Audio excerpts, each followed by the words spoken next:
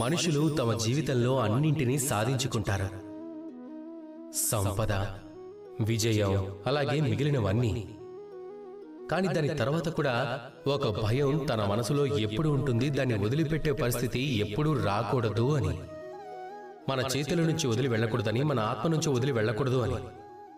కానీ నిజం చెప్పాలి అంటే వీడిపోతుంది అని భయపడాల్సిన అవసరం ఏమీ లేదు. విడిపోయిన తర్వాతే కొత్త నిర్మాణం జరుగుతుంది. ప్రకృతి మనకు నేర్పించేది ఇదే. మీరే చూడండి, అక్కడున్న మేఘాలు విడిపోతేనే కదా, వేరు పడితేనే కదా, అప్పుడే కదా వర్షం పడుతుంది. ఇక ఆ వర్షం తర్వాతే ఈ భూమి పండుతుంది. ఒక విత్తనం విడిపోయినప్పుడే ఒక కొత్త చిగురు చిగురిస్తుంది. కాబట్టి విడిపోతుందని భయపడాల్సిన అవసరమే లేదు. దాని తర్వాత ఏర్పడే కొత్త నిర్మాణంపై మీ దృష్టిని కేంద్రీకరించండి.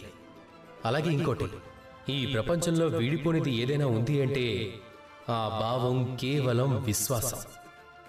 ఈ విశ్వాసం ఎప్పుడూ ఎవ్వరి మనసును విరిచేయదు. ఒక వ్యక్తి నమ్మకం కోల్పోతే అప్పుడు ఆ వ్యక్తి శ్వాస ఆగిపోయినట్టే. రండి, నాతో పాటు ప్రేమగా చెప్పండి, రాధా కృష్ణ.